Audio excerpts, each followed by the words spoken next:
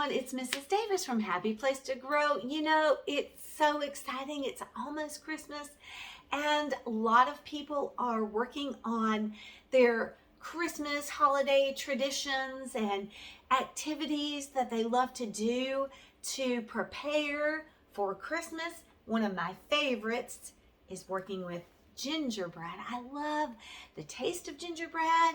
I think gingerbread people are so cute, and gingerbread houses are just adorable. I love the fresh smell of ginger. So today I want to invite you into the kitchen and let's do some holiday baking, because you know that's one of our big traditions around Christmas and the holiday time, the holiday season. A lot of people like to bake different kinds of items.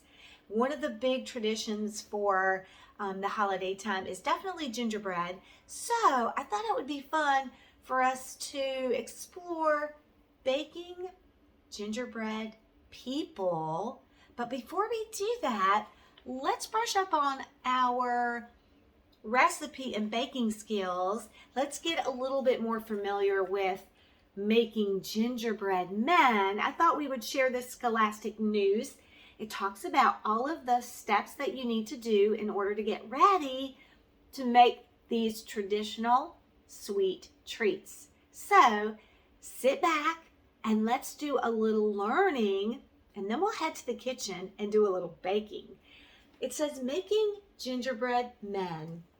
Many books tell the story of the gingerbread man. Do you know how real gingerbread cookies are made? Yeah, because gingerbread cookies are definitely a real thing, even though this character is make-believe.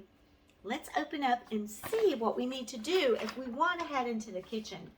This is a really cool little newspaper because it's going to give us the step-by-step of all things gingerbread. So the first thing is, it says step-by-step. What are the steps to making and selling gingerbread men? Because you know, you can make them at your house, but you can also buy them in a bakery or a grocery store.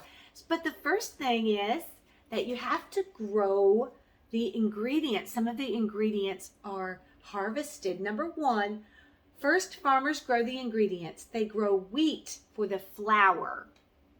And that's one of the main ingredients in the dry part of the gingerbread before you make it into the dough. They grow sugar cane for the sugar, because you definitely need gingerbread cookies to be sweet. So we're going to be adding a little brown sugar and some sweetness to it. They grow ginger for the spicy ginger taste. So those are all things that are grown, and those are three main ingredients in our gingerbread recipe.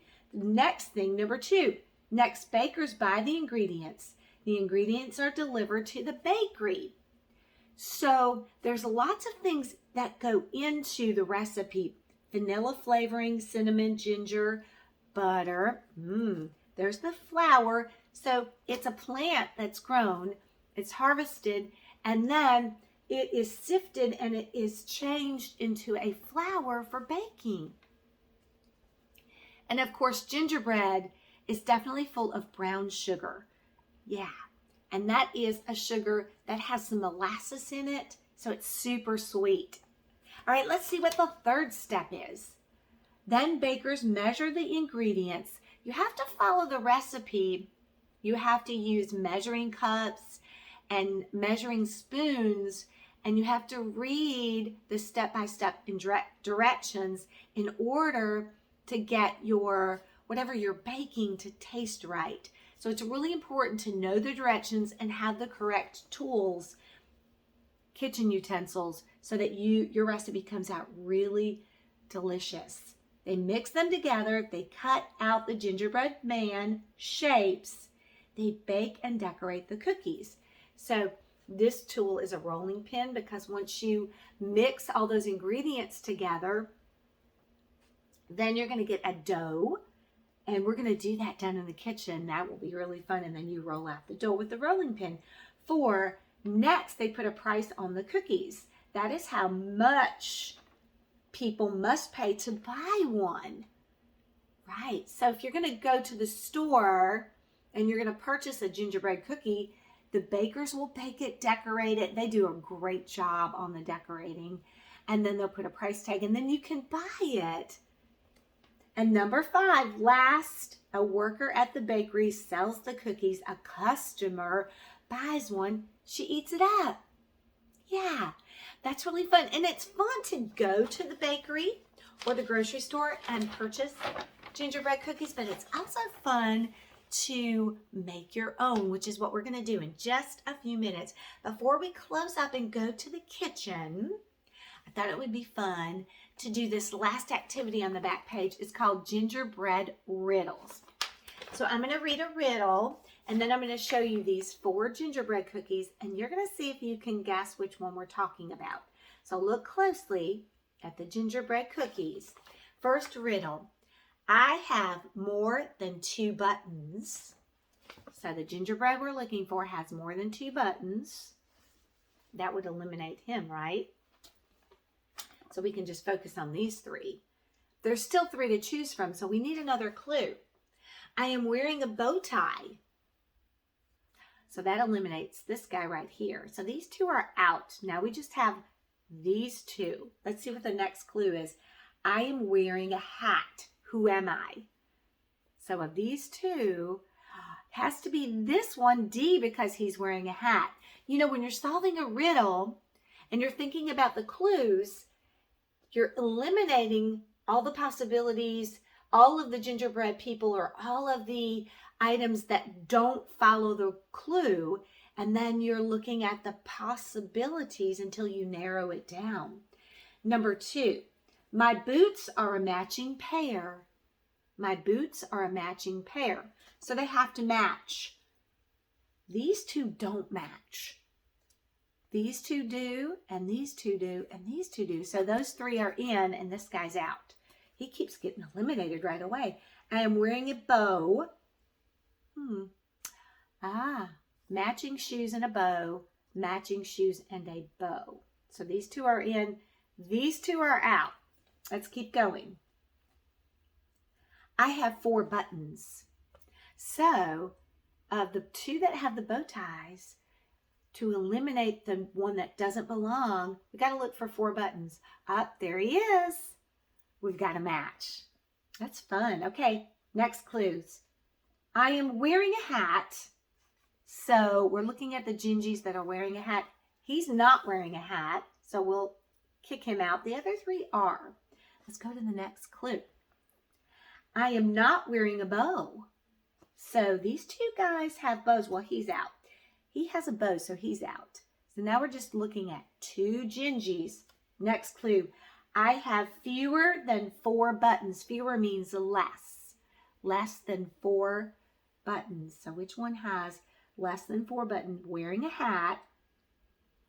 Not wearing a bow. So these 2 are, this one and this one are wearing a hat, but not wearing a bow. So which one has a hat, not wearing a bow? Which one has fewer than 4 buttons? It's got to be this guy right here. Who am I? A. Final clues. Here we go. My mittens are a matching pair. So mittens are a matching pair. His mittens match, but his don't. Kick out B. His mittens match, and his mittens match. So A, C, and D, we're looking at those. Let's read another clue so we can eliminate. I have 3 or more buttons, right? So matchy, matchy, matchy, but has to have 3 or more buttons. So he only has 2. So A and B are out. We're only looking at C and D. I am not wearing a bow. So of C and D, who is not wearing a bow? It's C. Hey, we're pretty good at this clue following and finding the right gingy. Hey, I'm ready to get this recipe on the roll. Let's head down to the kitchen and join me for our step-by-step baking party. Come on, I'll see you in just a few minutes downstairs.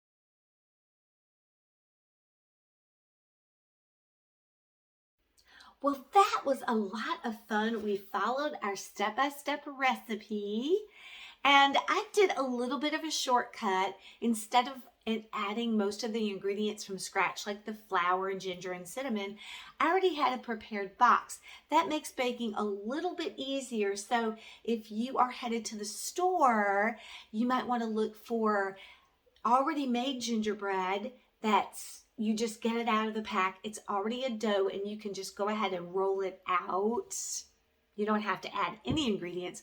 Or like me, buy a box of most of the dry ingredients, the flour and the brown sugar and the cinnamon and the ginger, and then just add the egg and just add in the butter, and that way you can mix it up. And that's sort of a semi-homemade recipe, but you still have to follow the step-by-step directions to get your recipe just right. And the fun part of that is definitely decorating, because you can really just get some cool decorations from around your house. Whatever you have, if you have little peppermints or you have little chocolate balls. I bought a few things from the store. There's a lot of baking items out in the grocery stores and at different stores to buy for holiday baking, because it's a big tradition. A lot of people are baking cookies and different cakes and things. So there's a lot of supplies out there. Oh, he is super cute, and he is definitely running. Run as fast as you can. All right, kids, until our next gingerbread activity together, as always, keep on baking, keep on enjoying those Christmas treats, and don't forget to take a big, delicious, crunchy bite of your gingerbread when you're done. That is so good. All right, I'll see you soon. As always, have a good one.